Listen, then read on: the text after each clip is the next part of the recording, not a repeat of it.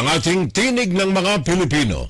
Tinig ninyo. Tinig ng Pilipino para sa Pilipino. Patuloy tayong maglilingkod sa ating mga kababayang minamahal.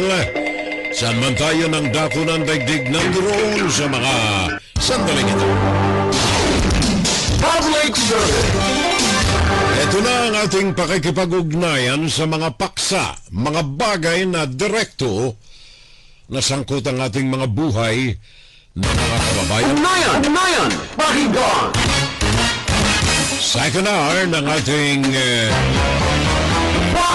Saturday Line. kasama po ang inyong abang lingkod, patuloy sa puso. Pakinggan si Ferrell Salvo tuwing Sabado dito sa FGS Web Radio para sa mga Pilipino. Ang pag-uusapan natin ngayon ay base sa mga facts. Base sa mga pananaliksik, mga records, mga tala, mga opinyon, mga palagay ng mga taong may matibay na kaalaman base sa kanilang sariling mga pananaliksik, sariling mga pag-usig at sariling mga pagsuyod sa mga bagay na nakapalibot sa issue na pag-uusapan natin ngayon sa ating second hour. Inside, Guru, Opinion, and Saturday Line. It's a fact. Ito ay base sa mga dokumento. Sabi natin ngayon na palasak na ginagamit natin base sa mga resibo ng mga international research organizations, ng mga banking institutions na nangangalaga sa kalusugan, ekonomiya, nagpapautang sa atin. Like for example, the International Monetary Fund. Sabi ng ating World Bank, nagbabantay ito sa takbo ng ekonomiya ng bansa sabagat ang Pilipinas nung mga nakalipas na panahon ay nangungutang para ikapital sa takbo ng negosyo sa bansa. It was only during Noynoy Aquino na ang Pilipinas ay nagpautang sa ibang mga bansa sa magitan ng mga international financial organizations na ito. Only during the time of Noynoy Aquino. Before and after that and during, especially the Rodrigo Duterte administration, ang Pilipinas nangungutang sa mga bangko na ito. Na bakit natin nabanggit itong mga bangko na ito? Sabagat isa sa mga pinaggagalingan, isa sa mga pinagmumulan ng mga bagay na ihahantad natin ngayon ay itong mga banking institutions. Pauutangin ng Pilipinas kung alam nilang kayang bumayad ng Pilipinas ng mga inuutang. Kung maganda ang reputasyon ng Pilipinas sa ibang mga financial institutions, maluwag na nakapangungutang ang Pilipinas. And on the record sa panahon ni Rodrigo Duterte, pinagdududahan kung makababayad ang Pilipinas. Sa panahon ni Rodrigo Duterte, it was only China. Dahilan sa kanilang ulterior na motibo, kaya nakapangungutang tayo sa China. The sad fact, too, was that pinangakuha ni Xi Jinping si Rodrigo Duterte ng kung ilang bilyon na uutangin hanggang natapos ang 6 na taon ni Duterte, walang tinanggap na utang ang Pilipinas. Ngayon ang pag-uusapan natin, base dito sa mga research studies na ito. Evaluation of the economic condition in the country based on its leadership and the ability of the country to pay back kung ano ang mga uutangin nito. Now, sabagat ang ating bansa, any government or any country for that matter, pinatatakbo ito ng tao. Hindi artificial intelligence, kundi tao. And therefore, sa alinmang mga bansa, importante kung sino ang namumuno sa naturang bansa. It is a fact, ako'y magbibigay na ng disclaimer, wala ho tayong bias dito kahit kanino sa pag-uusapan natin ngayon with the next 1 hour. Wala tayong kikilingan, wala tayong pinapanigan. Ibabase natin ang ating mga pagtalakay dito sa issue, dito sa mga pruweba. Siguro naman kung matagal na kayong nakikinig at nanonood sa akin, napapansin naman ninyo na lahat ng mga pinag-uusapan natin, especially when it comes to opinion making, na ang mga sinasabi natin, laging nakabase ito sa mga research studies, mga Transparency International, human rights organizations, mga financial institution, etc., etc., etc. Today, ito po yung resulta ng research study natin based on facts. Sabi ng research, sabi ng mga findings ng mga organisasyon internasyonal, sa Pilipinas, it is a fact that in the absence of a real, quote and unquote, real opposition leader, Marcos or Ferdinand Bongbong Marcos Jr. is a choice. A choice. Pakinggan ninyo ang susunod na kataga. By necessity and by security. Bakit by? Bakit hindi of? Pag ginamitan mo ng connective na by, iba ang definition ito sa katagang of. Like for example, by necessity or of necessity. Or by security as against of security. Magkaiba ang definition. Dito sa mga research studies na ito, sabi nila, in the absence o sa kawalan ng tunay na oposisyon sa administrasyon ng Pilipinas, si Marcos ay ang tangi na pinipili dahilan sa necesidad at dahilan sa security. Anong ibig sabihin ng by at saka as against for? Well, ang ibig hong sabihin nito, pag ginabit natin yung katagang by, ito ay parang kung sa Ingles ay idiomatic expression, by necessity for example. Ang ibig sabihin nito ay hindi voluntaryo. Sa madalit sabi, etong si Marcos pwede naming palitan siguro ito by necessity or by choice, by necessity sa pangangailangan. Siguro kailangan palitan si Marcos, kagaya ng mga tawag ng iba riyan. Pero merong pero Pero sino ang ipapalit? So, mapipuwersa tayo na in the absence of a real opposition, wala si Leni Robredo, wala pa si Rizzo Hontiveros, wala pa si Bong Aquino, Obama Aquino, wala pa. Kasi nasa termino ni Marcos So, puwersahan na papipilitan tayo by necessity si Marcos. Sabagat kung totoo yung sinasabi ng mga kampo ni Sara Duterte, pwede naman tanggalin Palitan natin. Mag-revolution tayo, kudeta, alisin si Marcos. Kung of necessity, baka pwede. Pero by necessity, hindi pwede Sinong ipapalit mo riyan? Si Chunky ba? Si Chunky? Siya ba ang ipapalit ninyo? So, by necessity, kailangan wala tayong pampalit Si Marcos na lang muna. Otherwise, mapipilitan kayo, kung pipilitin ninyo talagang necesidad, aalisin ninyo ito, si Chunky ang papalit riyan. Mas grabe. Pag-uusapan natin yan habang uusad ang ating palatuntunan. So according to these people, mga dalubhasang mananaliksik, mga organisasyon na kapitapitagan.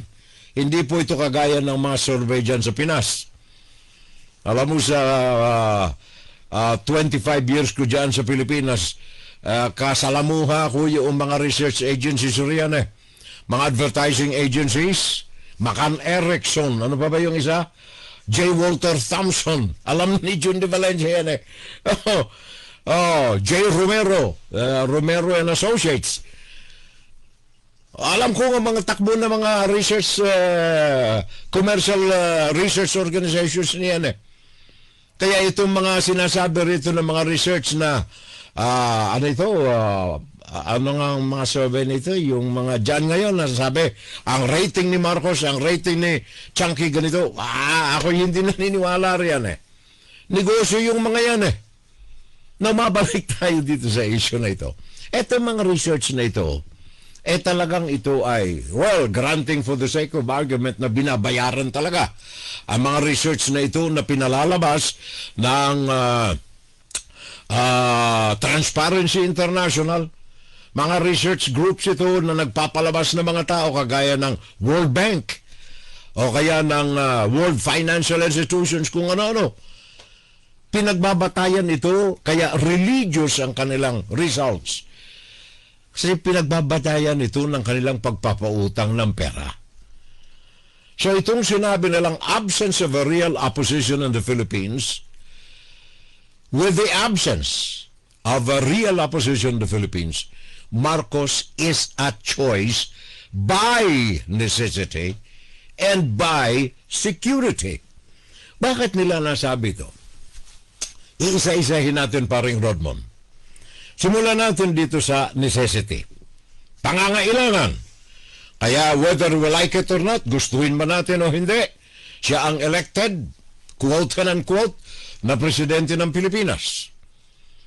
So, ang kanyang pwesto ay limited presidency hanggang mid of 2028. May eleksyon sa Hunyo 2028. So by necessity, sa pangangailangan, walang choice, walang iba, hindi pwedeng palitan eh. Liban sa puwersahan, which is not highly recommended ang bagay na ito. So by necessity, si Marcos na andyan. Now, justifying o kaya binibigyan ng justifikasyon yung pananatili ni Marcos as far as the necessity, pangangailangan na sugpuin ang issue ng corruption sa bansa. Between the two, nakikita naman ninyo, may mga resibo ngayon. May nangyayari. And in fact, ito ang mga base rin ng evaluation ng World Bank, ng International Monetary Fund, ng iba't iba pang mga international organization, mga think tanks, sa kaso ng necessity against corruption. Si Marcos at least ay may magandang grado dito sa mga issues na ito. Sabi ng iba, nababagalan sila eh. Sabi ng iba, sabi ni Marcos bago magtapos ang 2025 mabibilang na itong mga big fish na ito. Malalaking mga isda. Bakit hanggang ngayon wala? Again, wala tayong pinapaboran dito. We are basing our arguments sa mga resibo lamang. Okay, here are the facts. Result ng anti-corruption drive kasalukuyan. And whether you like it or not, ang kredito dito sa mga nangyayari ngayon ay kay Marcos. Whether gustuhin man natin, tanggapin man natin o hindi, ang kredito nitong mga babanggitin ko is because mahiya naman kayo ni Marcos. Kumpara mo sa 6 na taon ni administrasyon ni Duterte, wala sa kalingkingan sa pagsugpo ng korupsyon ang issue na ito kay Duterte at saka kay Marcos. So tingnan natin maigi. Again, facts, resibo. Sa ngayon, as the end of December 25 hanggang December 25, 2025, records on the book, on the record, may resibo. 3,500 bank accounts. Nasa kamay ng AMLAC, Anti-Money Laundering Council. Ang pera na ito sa husgado, pag nagdesisyon, mababalik sa kamay ni Juan de la Cruz.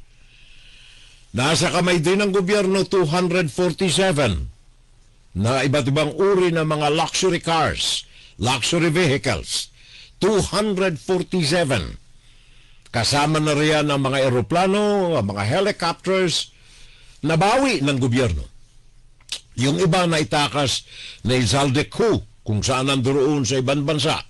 But at least, sa kamay ng gobyerno, 247 motor vehicles, luxury cars. Hindi yan nangyari sa nakalipas na kahit sinong administrasyon, especially sa administrasyon ni Rodrigo Duterte. Mga properties, mga bahay, real estate, lupa, 178 real estate properties nasa kamay ng gobyerno. Iba't ibang uri pa ng mga assets, kahit na ano, na pag-aari nitong dating mga koraptong mga opisyal ng gobyerno. Mga in connivance with corrupt businessmen. Mga assets umaabot ng 198, equivalent to billions of pesos. Billions of pesos. And then mga e-wallets. 16 na mga e-wallets. Ito ang ginagamit madalas ng mga balasubas ng mga negosyante sa illegal na transfer or money laundering. Operasyon from the Philippines outside of the country. 16 e-wallets ang nasa kamay ngayon ng gobyerno as of December 25. Hindi lamang yan, mga kaso ng tax evasion, yung mga hindi nagbabayad ng buwis, nagkakahalaga ng 250 billion. Mahigit pa, 250 billion na mga tax evaders, cash, nasa bangko, nabawi na sa magitan ng mga bank accounts ng mga ito. 250 billion. At in terms of cash, yung mga isinuli, napanood naman ninyo sa mga television, bulto-bulto ng pera, male-malet ang pera. Dito lamang kay Henry Alcantara ang kilalang pangalan sa DPWH ng Bulacan. Dito lamang kay Henry Alcantara, 500 million. Ang sabi niya, isusoli niya, kulang na lang ng 90 million sa wakat na isoli niya na as of December 25 ang 410 million cold cash na pera galing kay Henry Alcantara. Ang mangiyak-iyak na matanda na si Sally Santos ng Sims Construction, ito yung nagpapaupa ng kanya mga lisensya bilang kontraktor. Nagsauli na rin ito ng cash, 20 million. Yan si Sally Santos. And then si Opulencia, isang inhenyero, Gerardo Opulencia, dating DPWH National Capital Region Director. Nangako ito na magsusuli ng 150 million in cold cash. Hindi ho ito cheque-cheque, cash. Magsusuli siya sa kanyang mga naipon na kulimbat 150 million in cash. Nakapag-soli na siya ng 40 million, ang balanse niya 110 million pa as of December 25. Hindi ba malaking kaluwagan ito sa mga Pilipino? Dahilan lamang sa isang kataga. Mahiya naman kayo, iisang sentence. Nagbunga tayo. Never in the history of the country nagbunga tayo ng pagsusoli ng ganito. Again, disclaimer ko, hindi ko ako pro Marcos at bilang isang lehitimong journalist, we based our arguments sa cold prueba, facts na andyan, unquestionable facts. Sinasabi natin ito sapagat sabi nga nitong mga research organizations, mga think tanks, in the absence of real opposition in the Philippines, Marcos is a choice by necessity, by security. Necessity muna tayo. Maya na yung security. So, yan ay isa lamang na mapagbabatayan natin. I salute and I agree dito sa mga research works na ito. Ngayon, yung sigaw nitong mga propagandista ng mga komunista, I would collectively say, mga komunista, sabagat ang mga ito ay nakasandal sa Chinese Communist Party. Lahat ng mga ito na bumabatikos riyan na nais na magkaroon ng revolusyon, ibagsak si Marcos, lahat ng mga ito, without exception, lahat ng mga ito ay mga pro-China propagandists, including that political party PDP Laban, including Sara Duterte, including Pulong Duterte, sabagat ang kanilang godfather, nakita naman ninyo, gawin na lang ninyo kaming province of China dyan, di walang problema. Lahat ng mga ito na nais magpabagsak ng gobyerno. Hindi sila nais magpabagsak kay Marcos. Ang nais nila pabagsakin ng gobyerno, ang Pilipinas, para maging kubkub ng China. Sa security natin yung pag-uusapan. Dito muna tayo. Sabi nila, asan itong mga sabi nila mga big fish, mga balyena na mga kurap. Bakit hanggang ngayon hindi pa naipakukulong ang mga ito? Sinungaling si Marcos. I beg to disagree. Sara Diskaya, Pasko, Christmas, nagbagong taon, nasa bilangguan si Sara Duterte. Huwag kayong maniwala na maliit na isda si Sara Duterte. Sara Diskaya. Huwag kayong maniwala riyan.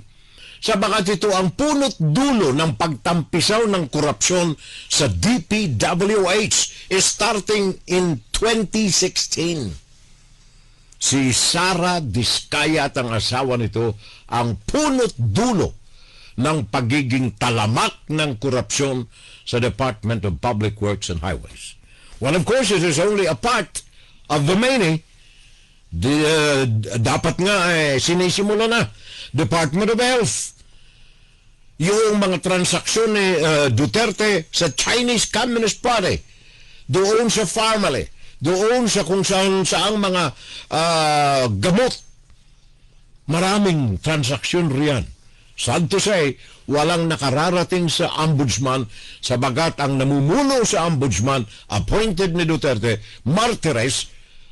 Nakita naman ninyo, pati yung SALN, na salamin ng tunay na record ng yaman ng isang public official, ayaw ipabusisi ng naging pinuno ng ombudsman na si Martires.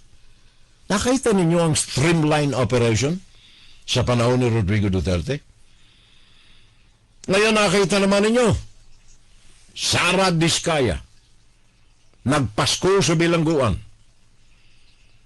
Si Alcantara, Henry Alcantara. At ang mga kaalyado nito, sino yun? Bryce Hernandez. And then JP Mendoza.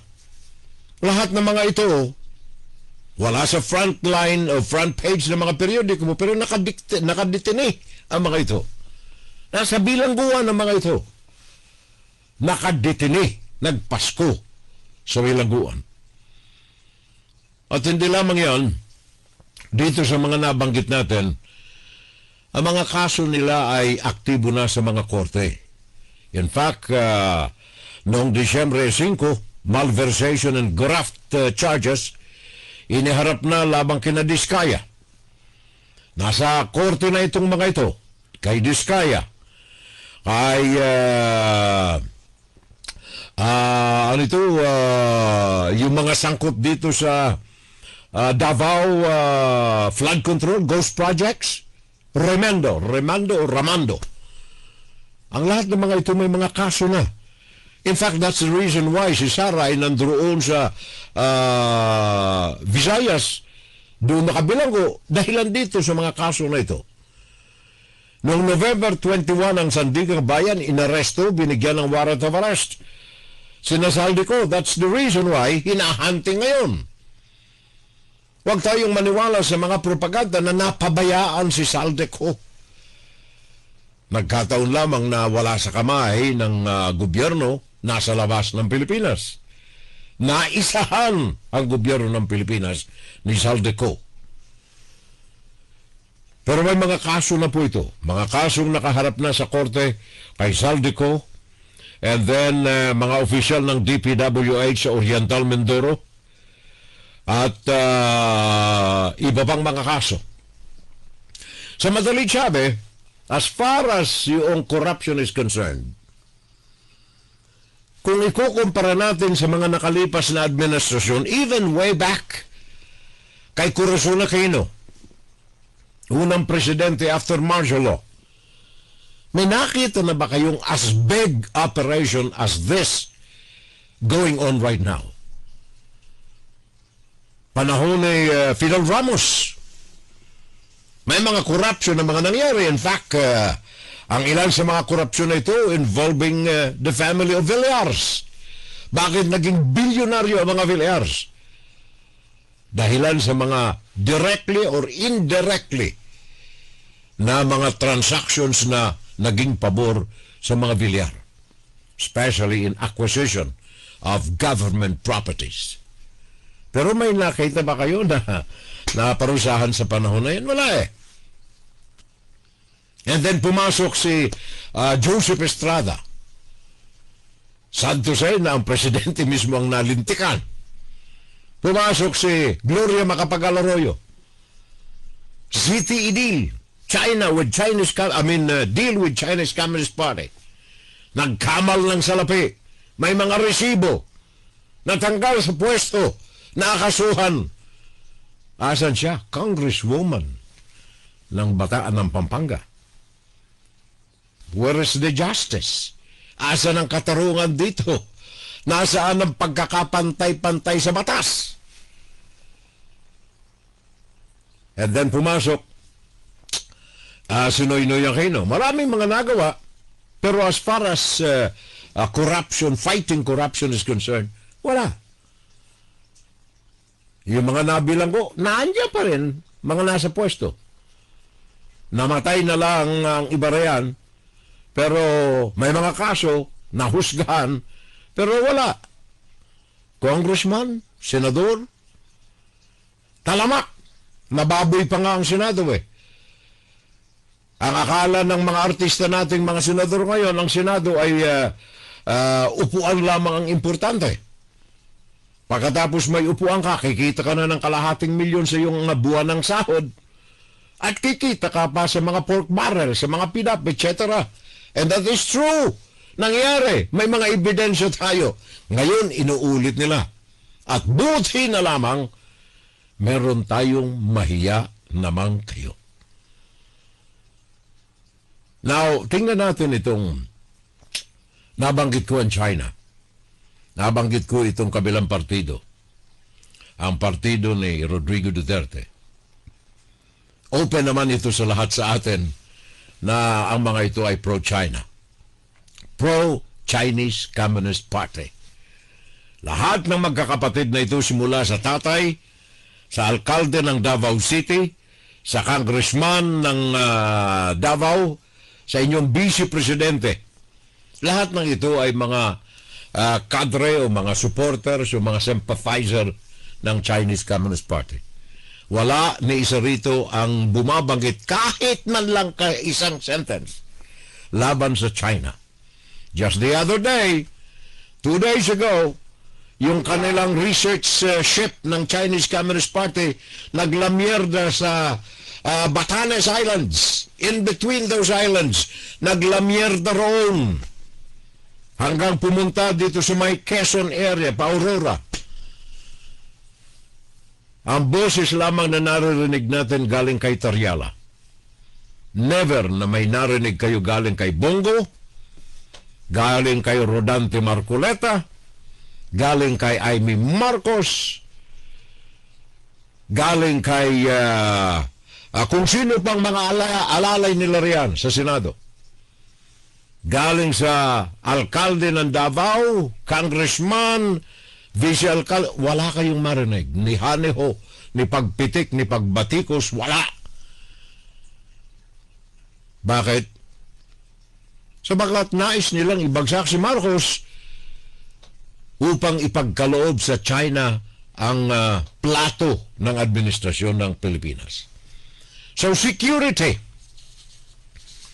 Again, uulitin natin, in the absence of a real opposition, base ito sa conclusion ng mga research organizations, in the absence of a real opposition in the Philippines, Marcos is a choice by necessity. Pinag-usapan na natin yan. And finally, and the most important of it, by security. Wag na yung iba. Wag na yung economy. Sabagat sa economy, nakita naman ninyo, marami nang pumapasok dito dyan sa Pilipinas na mga investments sa pagdalaw ni Marcos sa iba't ibang mga bansa.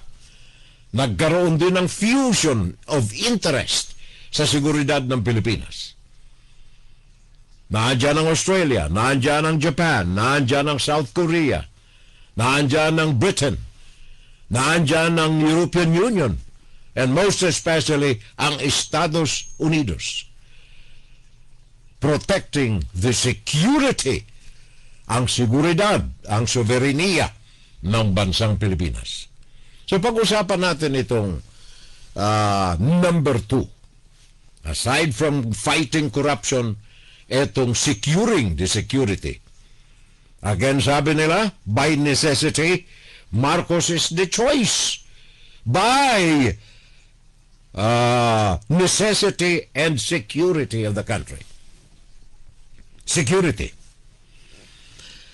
Sa panahon ni Marcos, ay itinatag itong comprehensive archipelagic defense concept. Ang tawag nila ay CADC. Comprehensive Archipelagic Defense Concept. Ano itong bagay na ito? Well, ito po ay konsepto na binuo ng ating armed forces and then the National Defense at saka ng Executive Office. Nagkaisa ang mga ito upang balangkasin with the help and the brains of the United States. Sa tulong nila, nabuo ang konsepto ng proteksyon diyan sa Pilipinas. Originally, ang Pilipinas ay, ang protective umbrella ng Pilipinas ay nakatuon lamang sa subversion. Problema ng mga komunista diyan sa loob ng Pilipinas. From the time of Marcos, and then Aquino, Cory Aquino, and then Ramos, and then Estrada, and then Macapagal, and then Aquino again, and then Duterte. Lahat ng mga ito, ang focus ng kanilang atensyon ay labanan ang NPA. Si insurgent problem within the country. In fact, si Rodrigo Duterte ay nagkunyari na kalaban ng mga NPA. Pero ang katotohanan niya nandiyan sa Human Rights Commission. Si Duterte ay bahagi ng New People's Army. Yun ang totoo riyan eh. Now, ang Pilipinas sa ilalim nitong Comprehensive Archipelagic Defense Concept, pinalawak ang kanilang coverage of defense for the country. Ngayon, ang depensa ng Pilipinas nakatuon sa anumang puwersa from the outside of the country attempting to interfere with the defenses of the country. Kaya meron tayo nito. Ngayon, ang masarap dito ay sabagat hindi lamang local funding ng Philippine government, meron ditong inilaan, I think to the tune of 35 billion US dollars. Pero ito ay may tulong galing sa puwersa sa labas. For example, ang Amerika. Ang Amerika ay tumutulong dito sa Comprehensive Archipelagic Defense Concept sa ilalim ng Horizon 3 program. Ito po ay 35 billion 10-year program for defenses of the country. 35 years, 10 years, 35 billion. At merong counterpart dito ang Estados Unidos. The Philippines is embarking on an ambitious Horizon 3 military modernization initiative para bigyan ng proteksyon ng bansa laban sa anumang mga puwersa sa labas nito na nais kubkubin ng Pilipinas. Partikular, mention na natin itong China diyan sa West Philippine Sea. Chinese Communist Party sa West Philippine Sea. So meron tayong dagdag na mga gastusin upang idepensa ang bansa, and luckily meron tayong domestic funding, and ang Estados Unidos ay meron din. In fact, sa Estados Unidos sa ilalim nitong Enhanced U.S. Security Cooperation, Enhanced Security U.S. Security Cooperation, ito'y ka-approve lamang ng Kongreso ng Amerika, at ito ay sisimula ng ngayong 2026. In fact, 2025 pa ay meron na ipinagkaloob na counterpart funding ang Estados Unidos para sa depensa sa Pilipinas. Now, sa ilalim itong Enhanced U.S. Security Cooperation, ang tawag nila ay PAR or PERA. Isang akto ito ng batas dito sa Amerika na nagkakaloob ng provision of 2.5 billion, B as in boy, 2.5 billion na funding ng Estados Unidos para sa mga military equipment, military training, pagpapalakas ng alliances between the Philippines and the United States. 2.5 billion. Yan ay taon-taon na ipagkakaloob. At sa loob ng 10 taon, that's 25 billion US dollars. Now, ang Pilipinas ay tanging-tangi na pinagkakalooban ito ng Amerika. Sa ilalim ng Philippine Enhanced Resilience Act o kaya PERA. Ito ang other term doon sa batas na ipinasa rito sa Kongreso ng Amerika sa ilalim ng Enhanced U.S. Security Cooperation. Itong nakalipas na 2024 ang Pilipinas ay tumanggap na ng 500 million US dollars in 2024 and another 500 million dollars ng 2025. Ito ay bilang mga pagtulong. In fact, I don't know kung alam ninyo, diyan sa Palawan, yung island diyan sa Palawan na malapit na sa hangganan ng Indonesia o ng Malaysia, Balabac Island sa Palawan, tapos na yung runway riyan na gagamitin ng ating Philippine Air Force. And then diyan din sa Palawan, doon sa Pearl Bay, anong tawag niyan? Pearl Bay ba yun? Yung daungan riyan ng mga barko ng ating Philippine Coast Guard ay tapos na, hindi pa tapos, ginagawa na rin. Pinalalawak ang daungan at gagawing marine repair center ng Philippine Navy at ng ating Philippine Coast Guard. Yan ay dyan sa, hindi ko maalala ang tunay na pangalan, Pearl Bay, or basta ganyan, sa Palawan, opposite siya ng Puerto Princesa. facing the West Philippine Sea. Doon sa Fort Magsaysay, nandoon na po ay yung mga almasin doon, ang tawag namin nung araw, almasin. Yung mga kung saan ipinapasok yung mga eroplano para sa proteksyon ng kalikasan.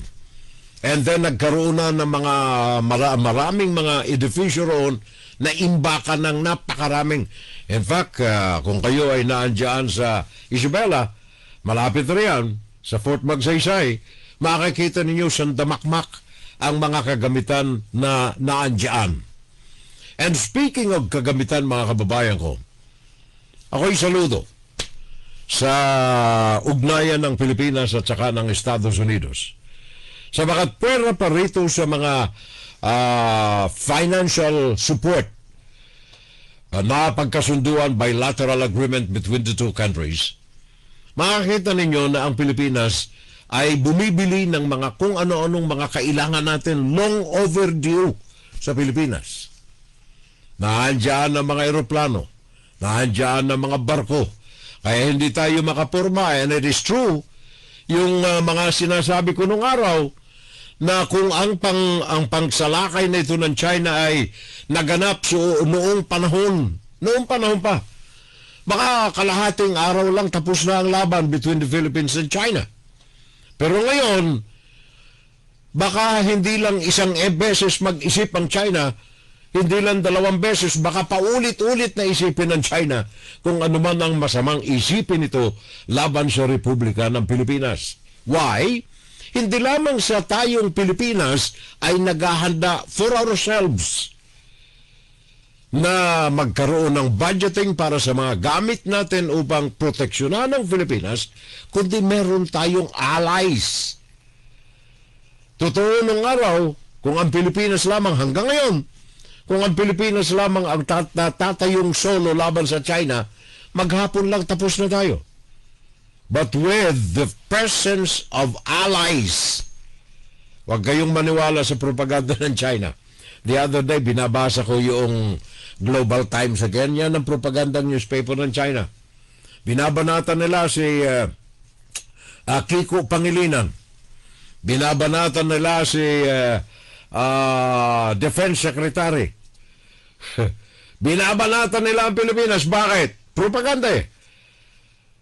Ang banat nila ay inuuto tayo ng Amerika at nakikialam ang Amerika na hindi nila dapat gawin sabagat sila ang numero 1 ng apektado. Ngayon ay takot na sila. Takot ang China na kubkubin itong mga ginagawa riyan na harassment sa West Philippine Sea. Sinusubukan nila kung gaano ang katatag at kung gaano ang reaksyon na gagawin ng allied forces to the Philippine government laban sa China. Yun ang kinatatakot ng China. Sabagat ngayon, nakita naman ninyo, meron tayong supply ng mga missile galing sa India. Meron tayong acquisition ng mga aeroplano. Tingnan ninyo itong mga acquisition na ito, ha? Sandali lamang. Sa Amerika, in terms of funding, 2.5 billion yearly, 500 million taon-taon ang additional funding. At hindi lamang yan, American-made missile systems, mid-range capability, ground-based Mark 41 vertical launching system, capable of firing Tomahawk cruises or cruise missiles. Lahat ng ito ay naandyan sa Pinas. Comprehensive Archipelagic Defense Concept. Ano ang mga konsepto nito, ang aspekto ng mga ito? Ito po pagpapalakas ng depensa ng Pilipinas. Ang goal nito ay upang pigilan ang anumang mga nais na gawin ng China laban sa Pilipinas at ang tulong ng mga kaalyado natin, particularly ang Japan, ang South Korea, at ang Australia. And then naandyan ang United Kingdom. And of course, finally, ang Amerika. Bakit mahalaga itong mga bagay na ito, mga kababayan? Sabagat number one, we are reinforcing the security of the country. Number two, we are maintaining the parameters of our sovereignty. And number three, ano man ang balakin dyan, meron tayong protective umbrella na unti-unting nabubuo sa loob ng bansa. Ang ating akusasyon ng pagbuo ng ating mga pagdepensa sa bansa ay unti-unting nabubuo. Kaya nga ba't sabi nitong mga research organizations, in the absence of a real opposition in the country, in the Philippines, Marcos is a choice by necessity, by security. Eto na ngayon. Ngayon lamang tayo nakakita ng modernization ng ating Air Force diyan sa bansa. And speaking of Air Force, ngayon ay meron tayong mga naragdag na 20 mga fighter jets. Liban pa ito sa meron na tayong 10. Manda kami yun, sa 10. Bago itong modernization ng ating Air Force, 10 lamang ang ating pupungak-pungak na mga eroplanong pandigma riyan. Ngayon, ay naka-schedule na i-deliver sa Pilipinas. In fact, may na-i-deliver ng 12 na mga fighter jets. Ito yung FA-50. 12. Ang kasalukuyang meron tayo ngayon riyan ay 10. And then meron tayong Super Tucano. 6 ang naragdag na binili ng Pilipinas. And then meron tayong F-16 na mga bagong bili rin. Fighter attack aircraft ng Philippine Air Force. Meron tayong C-130. Ito yung mga transport airplanes. Kung kayo ay nandyan sa Clark Air Force Base, nakita naman ninyo ang tila very active na inflow and outflow ng mga eroplano riyan sa Clark Air Force Base. Yung aking mga pamangkin riyan, maya't maya ay may mga itinitek sa atin. Tiyo, daming eroplano rito na mga pandigma. Doon sa Pampanga, Florida Blanca, Pampanga. Sabi ng ating mga kaibigan riyan, ang kapatid natin sa Hanabuhay riyan sa Florida Blanca, sabi niya, a year ago, ibang-iba ang itsura ng paliparan, yun ang Philippine Air Force Base natin sa Florida Blanca sa Pampanga. Sabi niya, nung araw ay makakatulog ka sa walang aktibidad na Florida Blanca Air Force Base. Ngayon sabi niya, hindi ka makakatulog sa activities na mga nagaganap dito. Naandyan ang mga fighter jets, naandyan ang mga air mobility or transport, mga C-130 na naglipa na. Ang Pilipinas ay may mararagdag na mga helicopters. Ngayon ay meron lamang tayong ilang helicopters dyan. By the end of this year, 2026, mararagdagan tayo ng 32 mga bagong helicopters at liban payaan sa 8 na mga Subaru na mga helicopters from Korea. So sa madalit sabi, 40 ang inaasahan nating mararagdag ngayon lamang na taon na ito. Air defense system. Meron tayong Spider missile system. Meron tayong air surveillance radars. Meron tayong eroplanong consistently araw-araw na lumilipad dyan sa karagatan ng West Philippine Sea, manned by the spy plane of the United States with Filipino-American personnel on board. Yan ay hindi nangyari sa mga nakalipas na panahon. Yan ay kaugnay lamang yan ng ating Navy, ng ating Air Force. Huwag nang isama yung Marine at Army natin. Meron tayong mga idinaragdag dyan sa ating mga Marine at Army na mga karagdagang mga anti-ship missile system. Ito yung BrahMos from India. BrahMos. In fact, mararagdagan tayo ng ilan ba itong mararagdag riyan? Hindi na banggit kong ilan eh. Meron tayong mga bagong barko. Para sa Marine and Army. By the way, itong mga pinag-uusapan natin na ito yung pinagkakagastusan ng gobyernong Pilipinas. Ang iba rito ay mga alalay, mga through financial agreements or financial donations from the United States, kagaya ng nabanggit ko kanina. Liban pa yan, ang ating mga kaalyado like Japan, for example, and Korea, yung kanilang mga barko na kasalukuyang ginagamit at nais nilang i-donate sa Pilipinas, pandagdag ito sa ating mga barkong pandigma para sa mga Marines natin sa Army at Philippine Navy. In fact, ang Japan ay nakalaan na ipagkaloob sa Pilipinas ang, let me see, okay, ang United States. Okay, dito muna. United States, ilang mga barko ang nakatakdang iretiro sa Amerika pero ibibigay sa Pilipinas. Unspecified number. Ang United States also naaprubahan na rin ang pag-transfer 20 na mga F-16.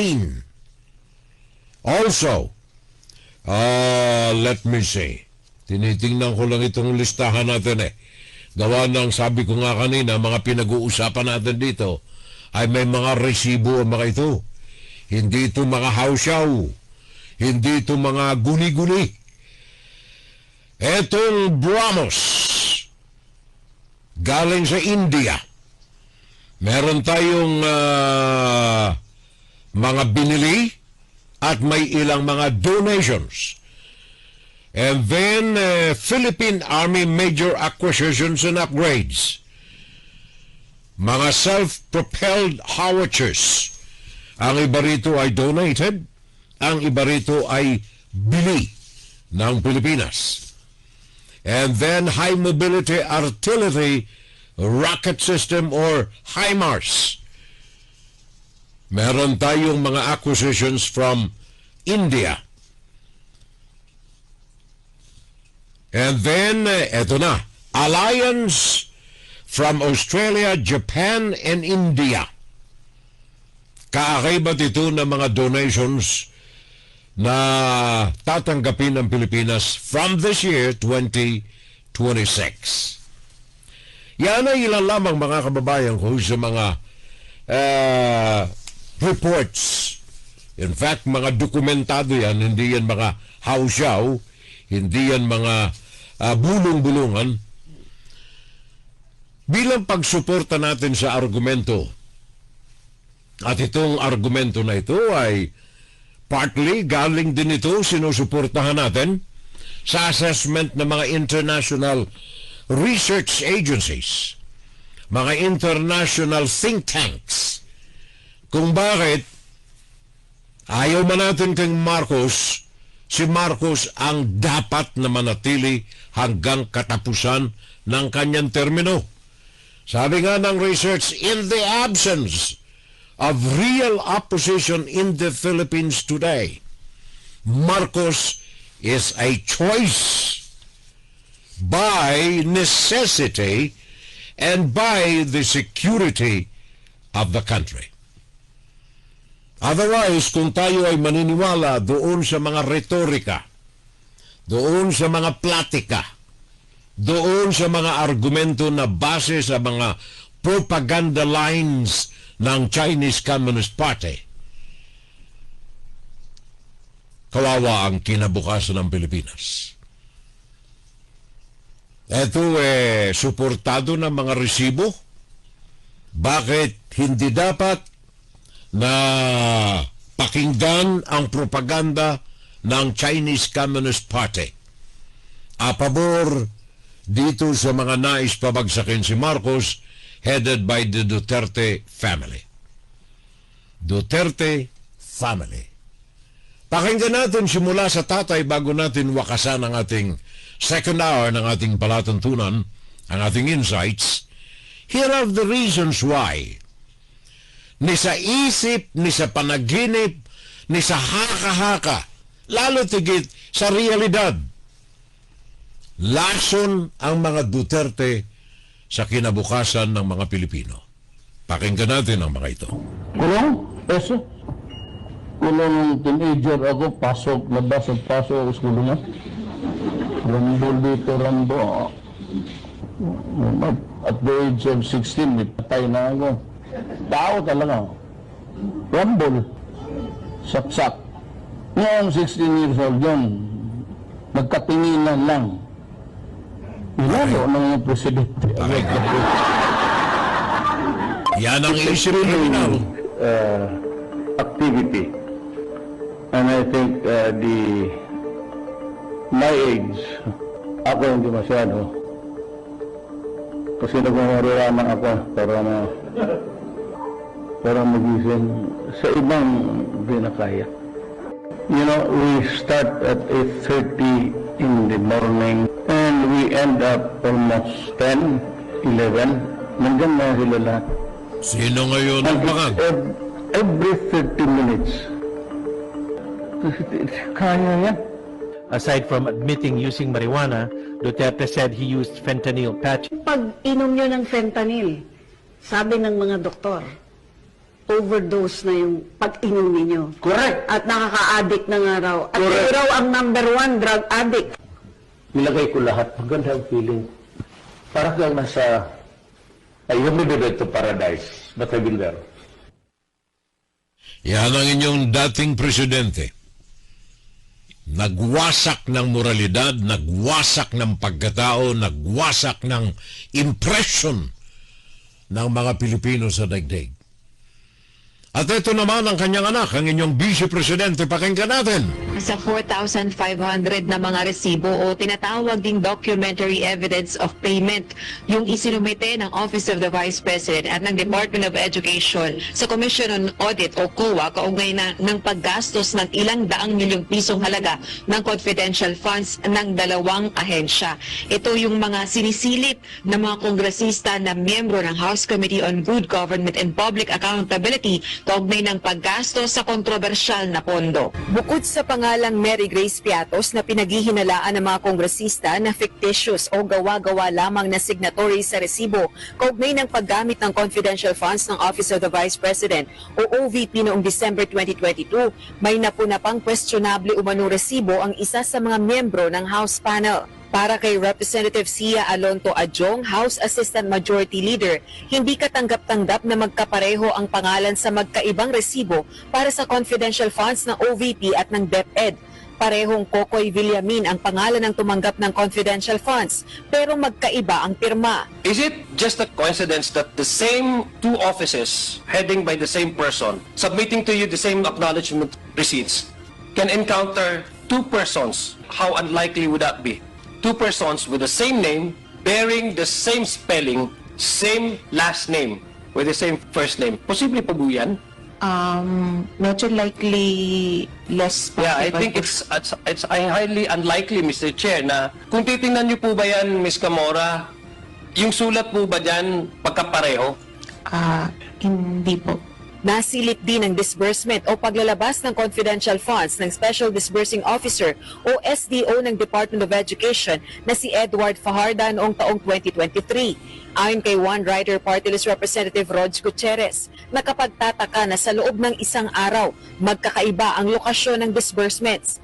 That had the most disbursements, which is March 15, 2023, SDO Fajardo supposedly made 26 disbursements in the following locations: Davao del Sur, Surigao del Sur, Oriental Mindoro, Laguna, Zamboanga del Sur, Cebu, Ifugao, Antique, Batanes, Pampanga, Legazpi, Lanao del Norte, Batangas, Tarlac, Metro Manila, Samar, Davao de Oro, Agusan del Norte, Davao del Sur, Davao de Oro, Laguna, Cavite, Surigao del Norte. Attorney Camora, let's give him a helicopter. I don't think he'll do that in one day. Ito, maaring ibinulsa o maaring kung saan na napunta. Common sense. Yan ay ilan lamang sa mga bagay na nahaharap ngayon sa mukha ni Sara Duterte. Sa harap ng batas, ito ang kanyang mga dapat na harapin para sa mga Usod ng Pilipino. mga isinagawang pagdinig ng House panel, pinalutan ng mga miyembro nito ang mga potensyal na legal liabilities na may kaugnay sa paggamit ng confidential funds ng Office of the Vice President at DepEd sa ilalim ni VP Duterte.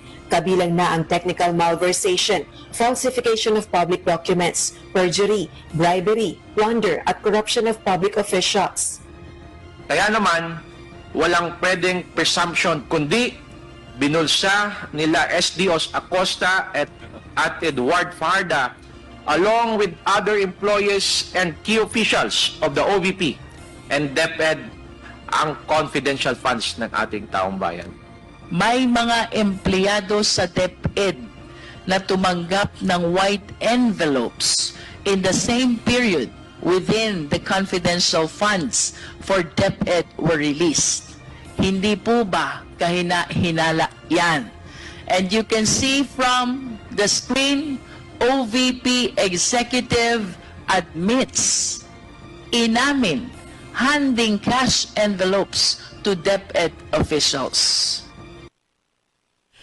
So ladies and gentlemen, mga kasama ko sa aking FSL community and the people at large, finally, I would say, in the absence of real opposition, in the likes of Leni Robredo, of Risa Hontiveros, Obama Aquino, or Kiko Pangilinan, in the absence of these real oppositionists for the Filipino people, of the Filipino people, and by the Filipino people,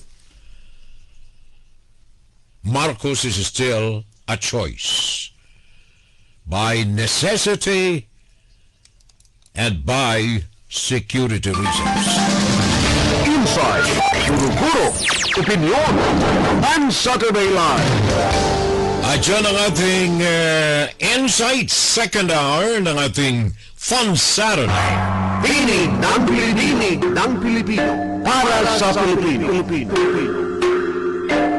Isang paglilingkod sa bayan ng inyong pumabang lingkod para sa Filipino people. Public Service. Ang ating pakikipag-ugnayan puso sa puso.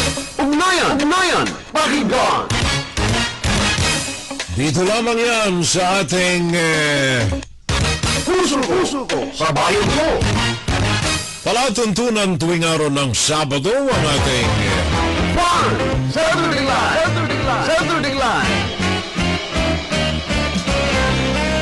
Sabi ni Lenore Curata, good evening po, Furel, and Happy New Year po. Sabi niya. Thank you. Salamat and welcome back sa ating FSL Fun Saturday. At yung mga kababayan natin